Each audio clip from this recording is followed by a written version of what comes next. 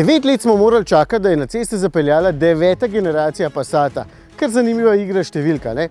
No, Passat je za Slovence zelo pomemben model, zato sem z njim pripravil že 2 prispevka in si jo nujno pogledajte, če vas zanima, kako so si sledile generacije ali pa s kako moderno tehnologijo je opremljen tale.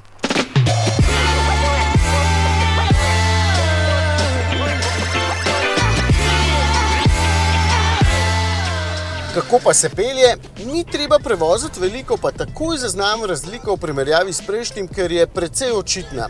Za začetek je tole okolje toliko bolj prijetno, da je že zato vozniška izkušnja boljša. Najbolj pa vidim oziroma slišim razliko, ker je toliko tišji kot prej. Zato je seveda več razlogov. Prvi, da so uspeli zmanjšati količnik zračnega upora in sicer iz 0,33 na samo 0,25. Ne bom težil, kaj vse so naredili, da je bolj aerodinamičen, za vas je bolj pomembno, da je tišji.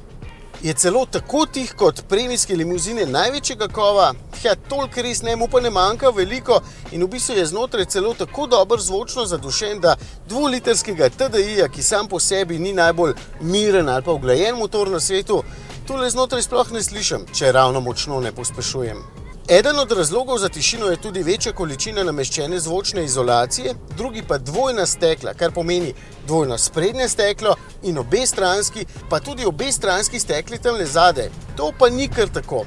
In konec koncev je najbrž tišji tudi zaradi blažilnikov, ki so novi in tehnično precej zanimivi.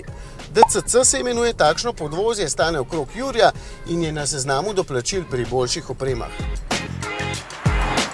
Lahko sem tehničen in povem, da ima vsak blažilnik znotraj ohišja 2 komori oziroma 2 ventila.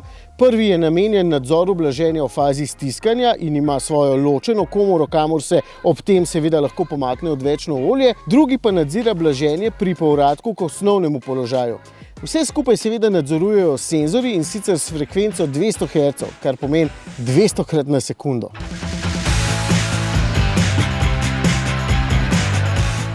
Bom razložil, kaj to pomeni med vožnjo, itak vas to najbolj zanima. Najprej, da lahko izbira med različnimi programi vožnje, ob katerih se spremeni tudi delovanje blažilnikov, ampak kdor tega ne bo velikokrat premikal, bo vseeno zelo zadovoljen s samim blaženjem. Se mi še ni zgodilo, da bi takole v načinu normal avto kdaj prav grdo zaplaval preko grbine ali pa se v zavoju preveč nagnil, oziroma da bi preko velikih anomalij podvozje prav grdo zaropotalo. Ves čas je lepo zasidran na tleh, pa seveda se kakšna grbina čuti, saj nismo v laboratoriju, ampak je vse skupaj precej impresivno. Pa obenem je še udoben, prav nič napet ali pa da bi nadležno stresal, ker to dvoje se običajno kar izključuje.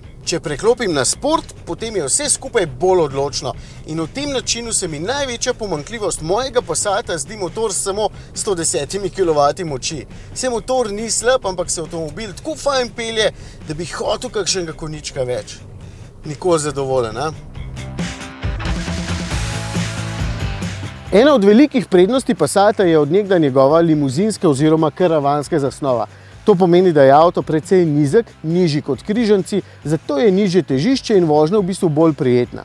V tej novi generaciji tudi zato, ker je bolje zvočno zatesnjen, podvozje so fajn porihtali, krmiljenje je pa od nekdaj v bistvu super, zato je zapeljati Passat prav prijeten avtomobil.